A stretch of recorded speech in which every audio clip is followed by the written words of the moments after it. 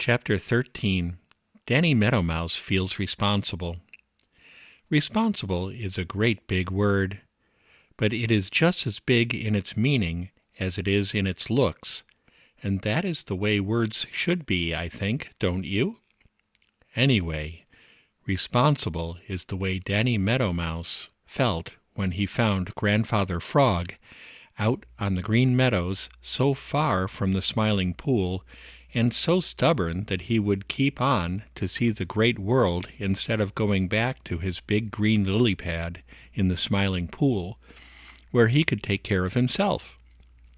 You remember Peter Rabbit felt responsible when he brought little Miss Fuzzytail down from the old pasture to the dear old briar patch.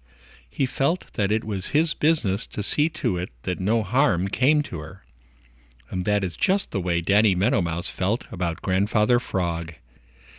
You see, Danny knew that if Grandfather Frog was going to jump like that every time he was frightened, he wouldn't get very far in the great world.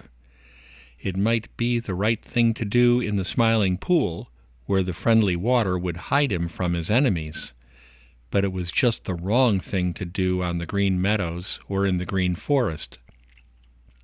Danny had learned, when a very tiny fellow, that there the only safe thing to do when danger was near was to sit perfectly still and hardly breathe.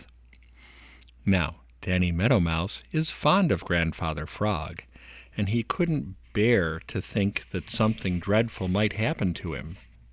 So, when he found that he couldn't get Grandfather Frog to go back to the Smiling Pool, he made up his mind that he just had to go along with Grandfather Frog to try to keep him out of danger.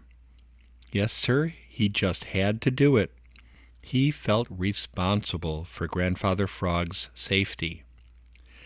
So here they were, Danny Meadow Mouse running ahead, anxious and worried and watching sharply for signs of danger, and Grandfather Frog puffing along behind, bound to see the great world which his cousin, old Mr. Toad, said was a better place to live in than the Smiling Pool.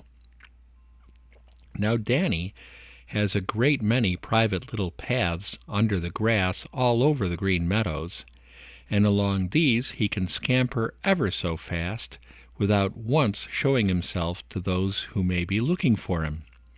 Of course, he started to take Grandfather Frog along one of these little paths, but Grandfather Frog doesn't walk or run, he jumps.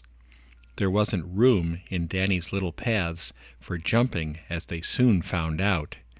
Grandfather Frog simply couldn't follow Danny along those little paths.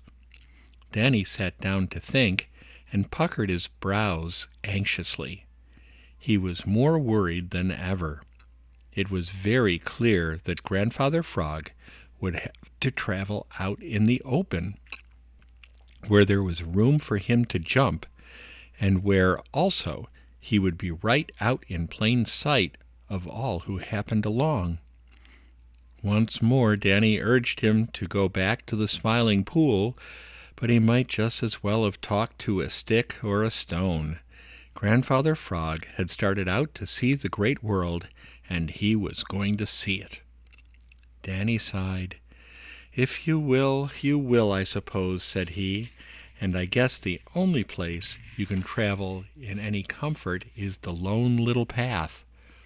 It is dangerous, very dangerous, but I guess you will have to do it." "Chug-a-rum," replied Grandfather Frog. "I'm not afraid.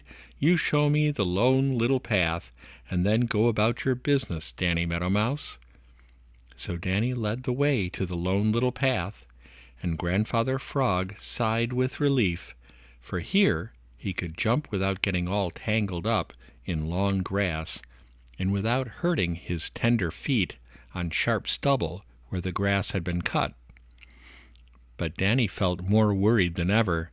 He wouldn't leave Grandfather Frog because, he felt responsible for him, and at the same time he was terribly afraid, for he felt sure that some of their enemies would see them.